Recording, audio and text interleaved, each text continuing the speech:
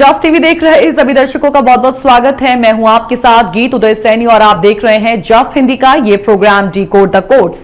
देश दुनिया से तमाम जुड़े कोट्स लेकर हाजिर हुए हैं इस शो में। तो सबसे पहले हम बात आज करेंगे हिमाचल की। हिमाचल में खिसकती जमीन, डहती इमारतें और झूलती पटरियों की, डहते घर, चीखते लोगों की। हिमाचल में बारिश और लैंडस्लाइड का कहर लगातार जारी है। हिमाचल के पहाड़ों पर आई आसमानी आफत। आखिर इन नदियों, इन पहाड़ों को गुस्सा किसने दिलाया? किस वजह से ये घटनाएं हमें देखने को मिल रही हैं? हम दूसरे सेगमेंट में बात करेंगे महाराष्ट्र की। एक बार फिर से शरद पवार, अजीत पवार को लेकर सियासी गहमा गहमी हुई है, क्योंकि उन दोनों की जो मीटिंग हुई है वो काफी ज्यादा चर्चित हो रही है। तो इसी बैठक को हम डिकोड करेंगे। और तीसरे सेगमेंट में बात अफगानिस्तान पर तालिबान हुकूमत के पूरे 2 साल की। क्या तालिबान से अब दुनिया के नेताओं को बातचीत करनी चाहिए, इस पर बात होगी। लेकिन साथ ही साथ इन 2 सालों में महिलाओं पर किस तरीके से शिकंजा कसा गया है तालिबानी हुकूमत द्वारा, हम इसे भी समझने की कोशिश करेंगे। आइए करते हैं शुरुआत इन 3 कोट्स के साथ, डिकोड द कोट्स की। इससे पहले कि हम आपको आज के पहले कोट के बारे में बहुत कुछ बताएं, इससे पहले हम आपको कुछ दिखाना चाहते हैं। हम चाहते हैं कि आप हिमाचल में इस वक्त जो तबाही हो रही है उसे सबसे पहले देखें।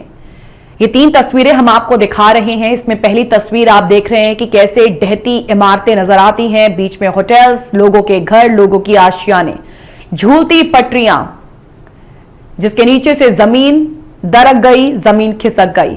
और तीसरी तस्वीर, हालांकि ये तस्वीर काफी विचलित कर देने वाली, क्योंकि जिनका घर था वो अपने डहते हुए घर को दूर से ही देख रहे थे, चीख रहे थे, चिल्ला रहे थे। हिमाचल प्रदेश में दरअसल कुदरत का कहर लगातार जारी है। बारिश के चलते लैंडस्लाइड का जो खतरनाक सिलसिला शुरू हुआ है वो अभी तक रुका नहीं। शिमला में कई इमारतें जमींदोज हो गई हैं, जैसे आप टेलीविजन स्क्रीन पर देख सकते हैं। बारिश के चलते भीतर 48 घंटों के भीतर 60 लोगों की मौत हो गई। आपदा से राज्य में अब तक 10,000 करोड़ रुपए के नुकसान की आशंका है। हिमाचल में स्कूल कॉलेजेस को खराब मौसम के चलते बंद किया गया है। शिमला के कृष्णा नगर इलाके खतरनाक लैंडस्लाइड हुआ, जिसकी तीसरी तस्वीर आप देख सकते हैं, जिसमें लोगों का घर जो है वो ढह गया। यहां पर एक पहले पेड़ गिरा, उस इमारत पर गिरा, फिर इमारत गिर गई। जिस तरीके से ये लैंडस्लाइड हुआ उसे देखकर लोग चीखने लगे। इमारत ढहने के बाद कई घर लैंडस्लाइड की चपेट में आ गए और देखते ही देखते पूरा का पूरा इलाका जिस लैंडस्लाइड की वजह से ढह गया। हर जगह से आ रही भयावह तस्वीरें लैंडस्लाइड की तबाही का मंजर हमें खुद ब खुद दिखा रही हैं, बयां कर रही हैं।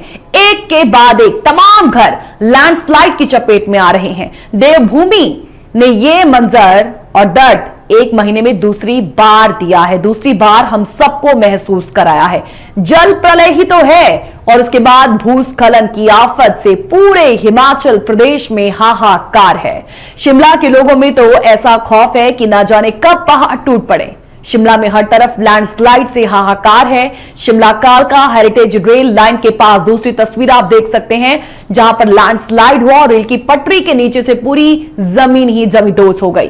पटरियां हवा में लटकती नजर आने लगी हैं और इस तरीके से समरहिल इलाके में शिव मंदिर लैंडस्लाइड की चपेट में आ गया और यहां भी रेस्क्यू अभी तक जारी है। सोमवार को घटना घटी थी, तो आप खुद अंदाजा लगा सकते हैं कि किस कदर ये लैंडस्लाइड से जो मंजर है कितना भयावह हो चुका है। अब सवाल तो एक ही उठता है कि आखिर राजधानी शिमला से लेकर पूरे हिमाचल में लैंडस्लाइड की घटनाएं क्यों बढ़ रही हैं। उससे पहले आपको ग्राफिक्स के माध्यम से हालिया कैजुअलिटी की आपको जानकारी देंगे। आप कैजुअलिटी की जानकारी ले लें।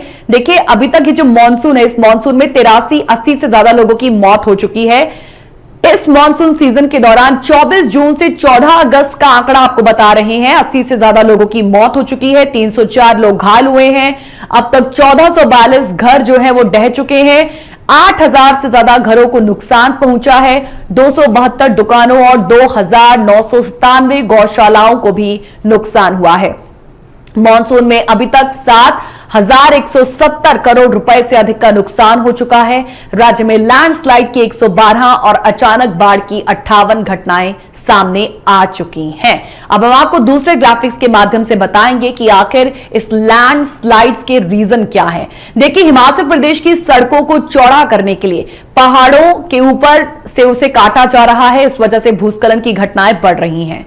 पहाड़ी इलाकों में इंसानी गतिविधियां लगातार बढ़ रही हैं। इस वजह से पहाड़ों का बैलेंस लगातार बिगड़ रहा है। बारिश के मौसम में या फिर बारिश के बाद पहाड़ों की नींव कमजोर हो जाती है और इस वजह से पहाड़ टूटकर गिरने लगते हैं। भूस्खलन की एक बड़ी वजह वनों को काटना भी है।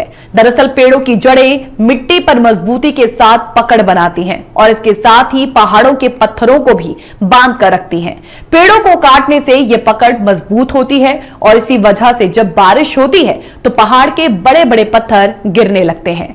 शिमला में हो रहे हादसों का यही एक बहुत बड़ा कारण है। पहाड़ों पर हाइड्रो पावर प्रोजेक्ट्स लगातार हो रहे भूस्खलन की एक बड़ी वजह है और प्रोजेक्ट के दौरान टनल बनाने के लिए विस्फोट किए जाते हैं। भारी मशीनों के इस्तेमाल से पहाड़ों में तो तेज कंपन होगा ही। तो देखा जाए तो हिमाचल प्रदेश का इस वक्त जो इकोसिस्टम है वो काफी ज्यादा संवेदनशील हो चुका है और इन राज्यों में मौजूद पहाड़ों की उम्र भी अब कम होने की वजह से लैंडस्लाइड की संभावना बढ़ गई है। इसके अलावा जब हम क्लाइमेट चेंजेस की बात करते हैं तो भूस्खलन के बढ़ते मामलों की एक वजह इसे माना जा सकता है।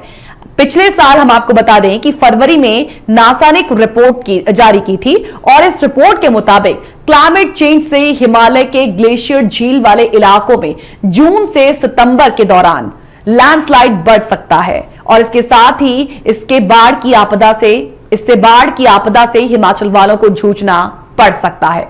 हम आपको बता दें कि हाइड्रो पावर प्रोजेक्ट की जब हमने इन बिटवीन बात कही थी, ये भी सबसे बड़ी वजह है। इसको थोड़ा विस्तार से हम आपको ग्राफिक्स के माध्यम से बताते हैं।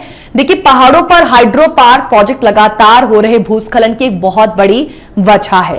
प्रोजेक्ट के दौरान टनल बनाने के लिए विस्फोट होते हैं और मशीनों के इस्तेमाल से पहाड़ों पर तेज कंपन होता है। तो इसी वजह से अब वहां का जो इकोसिस्टम है पूरी तरीके से ब्रेक हो चुका है और इन राज्यों में मौजूद पहाड़ों की उम्र कम हो गई है, जिससे लैंडस्लाइड की संभावना बढ़ गई है।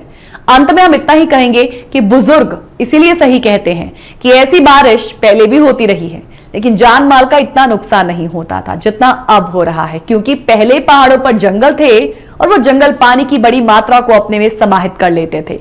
नीचे तक पानी कम आता था और जब तक आता था नीचे रह रहे लोगों को संभलने का वक्त मिल जाया करता था। अब ऐसा नहीं है। हो सकता है बाढ़ का पानी ही हम मनुष्यों को आगे के लिए कुछ सिखा पाए।